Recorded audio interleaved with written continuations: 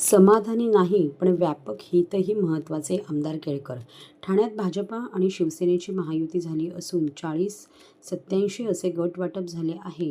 जागा वाटपात अपेक्षित जागा आम्हाला मिळाल्या नाहीत, त्याबाबत खूप वेदना आहेत, पण व्यापक हितही महत्त्वाचे आहे, अशी प्रतिक्रिया भाजपचे ठाणे शहर निवडणूक प्रमुख आणि आमदार संजय केळकर यांनी दिली. ज्या प्रभागात लोकांचे पूर्ण समर्थन आहे त्या प्रभागात एकही जागा मिळाली नाही.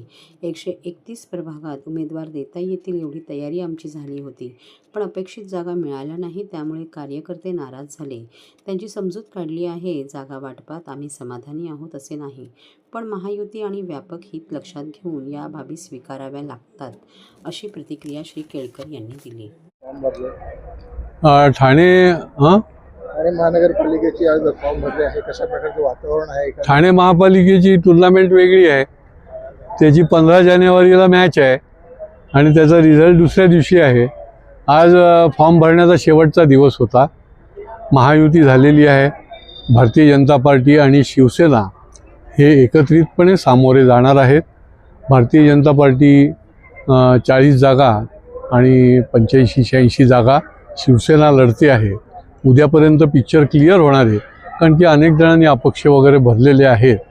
शेवटी एक व्यापक हित डोळ्यासमोर ठेवून अशा प्रकारची युती झालेली आहे. आम्ही खूप काही समाधानी आहोत अशी गोष्ट नाही.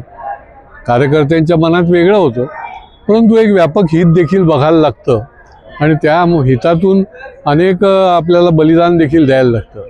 ज्या अपेक्षित भारतीय जनता पार्टीला जागा देणं त्यांनी अपेक्षित होतं त्या दिल्या नाहीत. त्याच्यामुळे देखील आमच्याही मनामध्ये एक प्रकारचं वेदना आहेत की अनेक वर्ष आम्ही त्या ठिकाणी काम करतोय. त्या ठिकाणी चांगल्या पद्धतीने आम्हाला समर्थन आहे, पण तिथे आम्हाला एकही जागा प्रभागामध्ये लढायला मिळत नाही.